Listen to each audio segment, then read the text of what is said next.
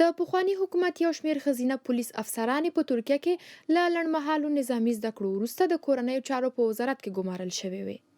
یوه له دوی زلا زازۍ وه چې د لومړنۍ ښځینه پولیس افسرې په توګه یې د خوست ولایت د جنایي جرمونو سره د مبارزې د یوې برخې د آمرې په توګه دنده ترسره کوله.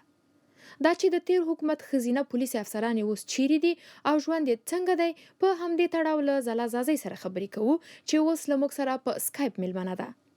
اغلې زازۍ ستړې مشئ خپرونې ته. داسې ویل کېږي چې تاسې له وطنه وتلې، که د خپل وتو کیسه راته وکړئ، کله او څنګه له افغانستانه ووتلئ؟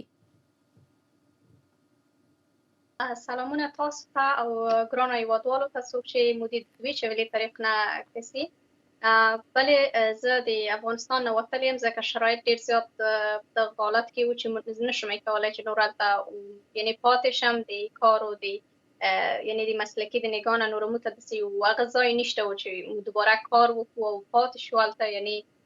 شرایط نوره مهیا نه و، نو مجبوره شوم په دغه چې باید حتما د وطن نه ووځم.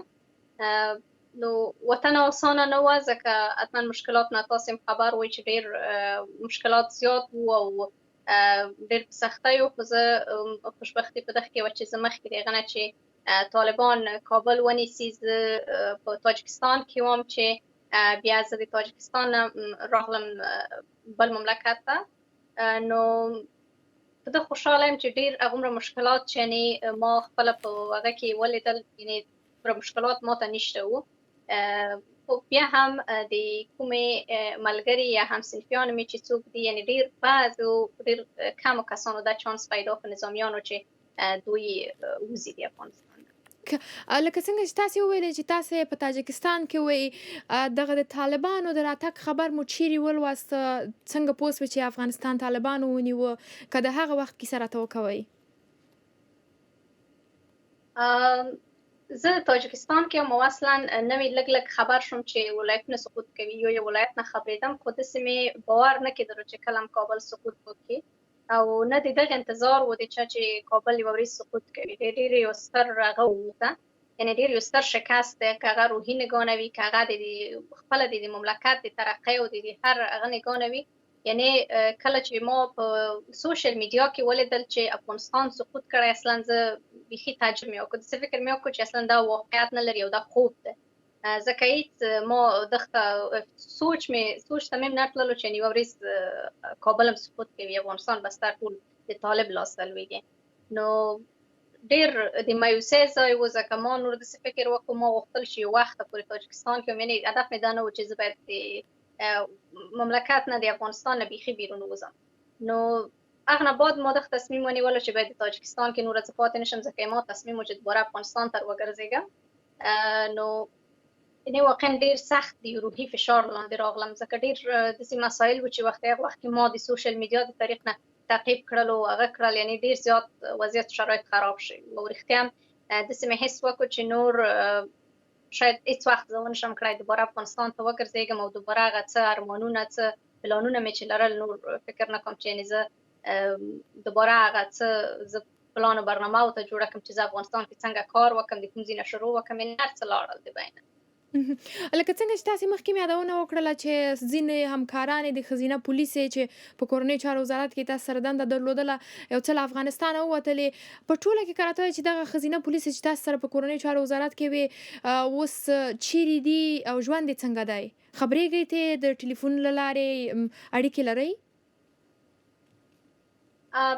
بالکل مو سره په تماس کې یو، خو ډېر لږې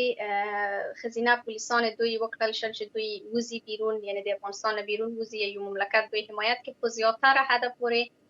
زیاتره د ما دوستان همکاران مې ټول افغانستان کې بند پاتې دي او شرایط هم ښه نه دي، ځکه د تهدید لاندې دي. او دغه کسان وو چې دوی په هغه وخت کې کار کړی دی په مخکیني نظام کې، او یو څه د هغه نګاه نه، یعنې د طالب د ذهنیت د نګاه نه، د هغوی د دوی دښمنان دي. که څه دوی د عفو په نوم هم یو څه وغوښتل چې د خلکو روحیه قوي کړي، خو یعنې زه فکر نه کوم، ځکه دوی د عفو په مقابل وښیل چې دوی عفو نه لري چاته.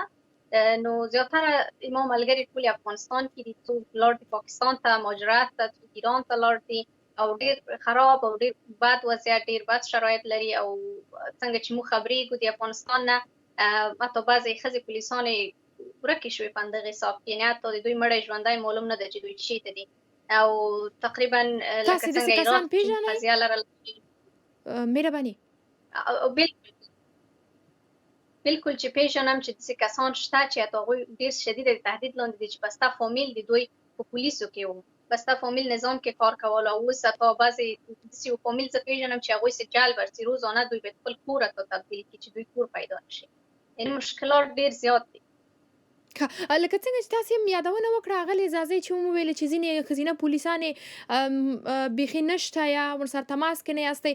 داسې یو څوک پیژنئ چې نږدې نه مو پیژانده اوس مهال ورسره ټلیفونونه هم پرې شوي او ځینې کسان یې د دې ښځینه البته چې تاسو ته خبر درکړي چې یا دې وژل سوي یا دې پلټل سوي دغسې یو څه شته؟ بالکل شته، مو یو مشترکاً یو هغه لرو، ګروپ لرو چې مکمل کومې ښځینه افسرانې چې سابق یې کار کوله، یعنې موږ یو بل سره په تماس کې یو، که چېرته وکړی شو یو بل سره همکاري وکړو یو حسابونو کې. نو زه دوی سره مستقیم په تماس یم. حتی تقریبا 2 ورځې مخکې زه د یو بلې هغه نه خبر شوم چې یوې ښځې پولیسې ما سره تماس ونیولو چې د ما کور ته هره ورځ جل ورځي د طالبانو د طریقه، ځکه د هغې ټول فامیل مکمل نظامي و او دا خپله مې وه پولیسه وه. نو ډېر زیات ورته مشکل و او دوی ما سره دا قضیه داسې هغه کړه که چېرته یعنې په دغې موضوع کار وکړو، که چېرته کومک مو پیدا کړو چې مثلا ښځو پولیسانو سره څوک په افغانستان کې کومک وکړي چې تر هغو دوی یعنې هېڅ امکان نه لري. زه خو فکر نه کوم چې طالب دوی ومني، حداقل د دوی د وباسنې نه د افغانستان نه کوم بل مملکت ته چې دوی یو امن ځای ته پناه یوسي، یعنې دوی د دغه هغه لري تلاش کې دي چې دوی داسې یو څه هغه پیدا کړي چې کوم مملکت دوی حمایت وکړي. یعنې تاسې فکر کوئ لکه څنګه چې تاسې هم وویلې دغه طالبانو چې بخښنه اعلان کړې ده دا نه عملي کېږي؟ والله تر اوسه پورې لکه څنګه اول کې چې دوی راغلل دوی دا خبره وکړه لږ څه یو امیدوار کننده وه، یعنې یو فکر د کولو چې حتما دوی په دغې خبرې ولاړ دي، مګم د دوی اعمال د دوی کړنو دا ثابته کړه چې دوی عفو اعلان نه ده کړې. ځکه موږ ډېر حتی سوشل میډیا کې ډېرې زیاتې ویډیوګانې راوتلې دي د نظامیانو چې دوی ډېر براله دوی مړ کول ویډیوګانې ترنه اخیستلې چې د سابق حکومت کې کار کول او جزا ورکوو داسې ورکوو. نو د دغه نه معلومه شوه چې دوی عفو نه لري او دغه د خاطره ډېر زیات اوس فعلا خصوصا نظامیان ډېر زیات دغه په هغه کې دي او دوی رښتیا هم اول خط د هغه کې دي. ځکه اوس فعلا یو مکتوب هم راوتلی دی اندخ په مورد چې حتی طالبانو مشرانو دا حکم کړی چې کله تاسې پخواني نظام کسان مړ کوئ حتی د هغوی په سر ثبوت مه پرېږدئ چې سبا ورځ کومونې یو جنجال د نړیوالې ټولنې نه جوړ نه شي. یعنې د دوی دغه نه معلومیږي چې دوی عفو رښتیا نه ده، فقط یوه خبره وه. تاسې مخکې هم یادونه وکړه خو یو ځل به بیا زه دا پوښتنه وکړم چې داسې نږدې یو څوک پیژنئ چې په پولیسو کې وه ښځینه یا نارینه چې تاسې یو ځای سره کار کوه او هغه سره د داسې یو چلند سوی یا دې وژل سوي یا دې بندي شوي یا دې له ځان سره بول سوي، یعنې داسې مستند کیسه کومه شته؟ بله د ښځینه پولیس نه د ما یو همکار دی، حتی د ما یو فامیلي دوستانو نه دی چې ده په وزارت داخله کې کار کولو او هغه تقریبا یوه ورځ د طالبانو په بند کې و او ډېر سخت دوی ویلی دی او بالاخره دی د مشرانو د قومي مشرانو په منځګړنې نه دی خلاص شو د طالبانو د بند نه. ما خپل عکسونه یې ماته رسولي، خپل شیان یې ماته رسولي وو چې ځلا رښتیا دلته وکړه د نظامیانو وضعیت څومره خراب دی. یعنې دوی هر څه چې یې درویغ یې او دا ډېر زیات په مشکلاتو په سختیو د طالبانو د بند نه خوشې شو، خو ډېر شکنجه شوی او داسې نوره موارد هم شته چې حتی موږ تاسې واضح لیدلی شو. یوه ښځه پولیسه مزار کې دوی مړه کړه، یوه ښځه پولیسه هرات کې ورکه شوه. یعنې ډېر داسې مسایل شته، شاید ډېر داسې مسایل چې اصلا پټ مې نه شو، حتی څوک کوشش نه وي کوي د ډاره، ځکه وحشت دی، ترس دی، خلک د طالبانو نه ډارېږي او ډېر داسې مسایل دي چې پټ دي اصلا موږ ته نه خبرېږو نه. لکه څنګه چې تاسې هم یادونه وکړله دغه د ښځینه پولیسو د ویستلو په اړه باندې د یو ګروپ یادونه مو وکړه چې که موږ اوس وکوله چې مرسته وکوو د دغه ښځینه پولیس د رایستلو لپاره کوم پروګرام په مخ کې شته ده؟ تاسې له چا سره غږېدلي یاستئ یا خبر یاستئ ترې؟ ما کله چې زه تاجکستان کې وم هغه وخت کې نوی چې کابل سقوط وکړو ما په دغې برنامې ډېر زیات کار وکړو او ډېرو مختلفو ځایونو سره وغږېدم، خو متاسفانه دوی نه ما څه ځواب وانه خیستلو چې دا رښتیا مو ته ډېر ناامید کننده هغه دی، ځکه ښځو پولیسانو ډېر زیات زحمت وباسلو، دوی ډېر مشکلات وکړه چې موږ تقریبا څه کم 4,000 ښځې په افغانستان کې پولیسانې لرل، یعنې ډېر یو محدوده کم نفر و چې یعنې پولیسو کې کار کولو په دغې ټولنې کې چې دوی حتی یوې ښځې پولیس ته په ښه نظر نه کتل یعنې یوه ښه وظیفه مقدسه وظیفه دوی نه ګڼله ده یوې ښځې ته نو باوجود د دومره مشکلاتو اوس هم زه حیران یم چې ویلې د ټول مملکتونه حتی کولی شي ډېر عادي کسان چې هغوی یا تهدید زه نشم کولی حساب کړم چې هغوی تهدید لاندې دي یعنې هغوی وباسلی شي او هغه ښځې پولیسانې چې یو عالم زحمت دوی وباسلو دلته کار یې وکړو یعنې زه چې وخت سوچ کوم دوی په نوم د فعال جامعه مدني یو نفر وباسي مګم هغه کس چې رښتیا پولیس خپله په ټولنې کې فعال جامعه مدني دغه عملا فعالیت کوي عملا کار کوي یعنی زه ایله مند یم چې په 2022 کال کې انشاءالله وکړی شو چې یو څه برنامه دوی ته طرحه کړو چې دوی حمایت شي د یو مملکت طرف نه او دوی وکړی شو انتقال وکړو په امن ځای ته او دوی وکړی شي چې په امن ځای کې ژوند خپل فامیلونو سره مننه اغلې زازۍ که راشو دې خبرې ته تاسې په کورنیو چارو وزارت کې کار کوو دنده مو درلودله که د خپل مسؤلیت تر کچې راته ووایي په پولیسو کې څه تېرېدل ولې افغانستان له دغه اوسنیو شرایطو سره مخ سو ناڅاپه یو حکومت ړنګ سو او طالبانو ته په لاس ورغی د ما خپل تحلیل او استدلال نه زه وایم چې دا اصلا نظامیانو ته څه ربط نه لرلی مو نظامیان ډېر زیات اراده قوي وه دوی خپل وطن ته کار کولو یعنې مشکل د مو په رأس د حکومت کې و چې هغوی څه معاملې وکړي هغو پټو معاملو نه مو اصلا خبر نه یو چې دوی څه معاملې وکړي اما رښتیا ډېره سخته جفا یې وکړه د ټول ولس سره خصوصا نظامیانو سره چې دوی مو کلونه شهیدان ورکړل زخمیان لرو حتی اوس چې داسې زخمیان لرو چې مو حتی هغه نشي کولی نور خپل آینده ژوند مخته یوسي لاس و پښې قطع دي مثلا زه چې فکر کوم سترترینه جفا د یو نظامي په مقابل وخت چې ته یو نظامي تشویقوي چې هغه لاړ شي د وطن د خاطره وجنګېږي د دښمن سره او بیا ته هغه خوښه کې دښمن ته د رښتیا چې سترترینه جفا ده د نظامي چې هغه خپل وطن ته غواړي داسې ځینې ریپورټونه هم شته چې ګواکې ځینې کسان یا ځینې چارواکي دوی پخوا نه پوهېدل چې په افغانستان کې دغسې یو شرایط راځي تاسې هم څه ناڅه پوهېدلې ځکه چې ویل کېږي څو میاشتې مخکې مو کابل پرېښی و او له هېواده بهر وتلي وئ نه اصلا زه پیدم نه خو ما یو څه مشکلات زیات وو کابل کې په تیر اخر کې نو زه مجبوره په دغه شوم چې څو وخته د خاطره زه یو نږدې مملکت کې اوسم بیا دوباره غوښتل مې چې وګرځېږم نو زه هېڅ د کومې موضوع نه خبره نه وم حتی هېڅوک مثلا د مو همکاران وو د مو مدیران وو د مو کوم کسانو سره چې ما یو ځای همکاري کوله کار مو کولو یعنې هېڅ چا د دغه باور نه کوله چې کابل سقوط کوي تر آخرینې ورځې پورې خلک خپل وظیفو کې وو وزارت داخلي کې د ما ملګري وي ټول په خپلې وظیفې کې وي تر هغو طالب ورورسېدل وزارت داخلي ته دوی په څه رقم وتښتېدل خپلو کورونو ته لاړه یعنې هېڅ خلکو هېڅ نظامیانو چې په وجود مو نظام کې وو باید د هر څه نه خبر وای که نه یعنې مو د هېڅ شي نه خبر نه وو خلک په خپلو وظیفو کې چې طالب ورننوتل که راشو دې مسئلې ته ښاغلې زازۍ تاسې چې په افغانستان کې ماموریت درلوده اوس مهال د افغانستان په پولیسو کې یا هم په نورو امنیتي برخو کې یا په بېلابېلو څانګو کې ښځینه فعالیت نه کوي که په همدغه امنیتي برخې تمرکز وکوو تاسې چې کومه دنده درلودله هغه وخت کې د ښځو لپاره څومره ګټوره وه او اوس چې ستاسې په څېر نورې ښځینه پولیسې افسرانې په افغانستان کې نشته د ښځو ژوند به څومره سختي ښځو پولیسانو شتون ډېر زیات مهمه ده چې باید په نظامی برخه کې که هغه هر حکومت وي هره دوره وي باید ښځه پولیسه شته وي ځکه دلته د ښځو مسایل مخته کېږي او یوه ښځې ته یوه ښځه ډېر ښه کولی شي د هغې مشکل واوري د هغې ته کومک وکړي اوس مثلا ما کار کولو خوست کې مکمل ښځینه اوس زموږ پښتنو ټولنو دا زموږ کلتور کې ده چې موږ هېڅ وخت خپله ښځه نه پرېږدو چې یو سړي ته لاړه شي او سړي سره وغږي نو نظر په د خپل کلتور عنعنات که چېرته یوه ښځه وي ښځه ډېر راحته کولی شي چې ښځه مشکلات واوري او یو ښځې راحته کولی شي چې هغه خپل مشکل راشي ورته ووایي او حل شي مشکل اما اوس چې زه کسم اوس ښځو ته هېڅ ځای نشته مکمل یعنې یوه ښځه لاړه شي یو سړي ته خپل مشکل ووایي هغه څنګه کولی شي خپل مشکل اول ورته ووایي هغې فامیل اجازه نه ورکوي ته څنګه یو سړي ته څې سړي ته خپل شکایت رسوي او زه فکر نه کوم چې یو سړی دومره زړه ته کړي چې یوې ښځې شکایت ته رسېدګي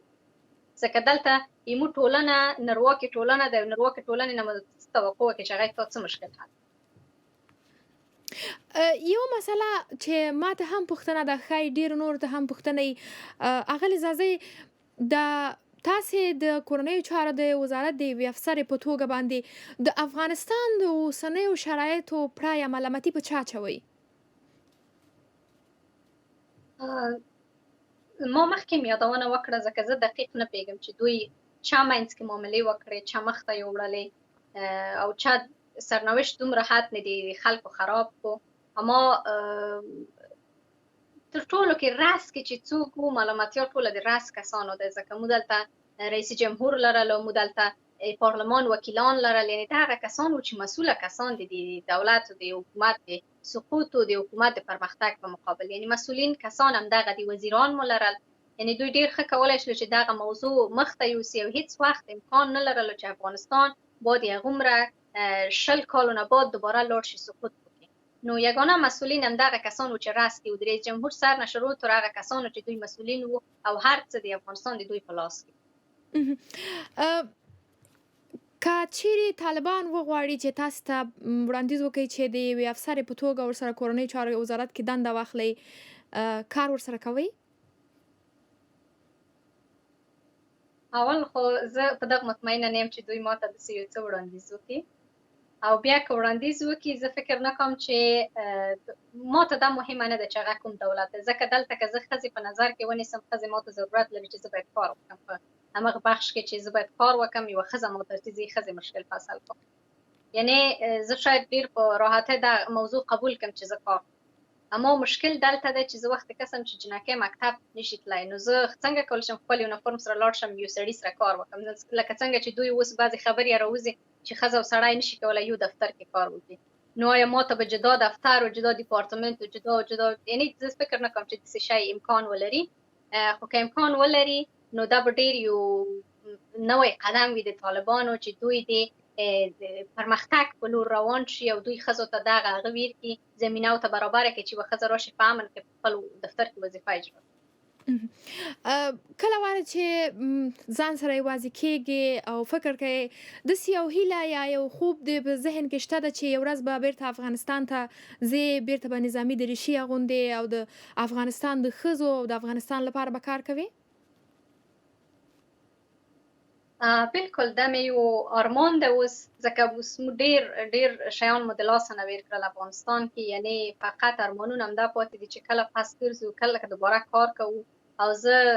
همدا اوسه نه ځان ته ډېر زیات پلانونه لرم، غواړم تر هغو چې افغانستان وضعیت شرایط ماته برابرېږي چې زه دوباره کار وکړم، غواړم تر هغو درس ووایم او خپل علمي سطحه تر هغو جګه کړم تر هغو زه دوباره راشم افغانستان ته. یعنې دا ټول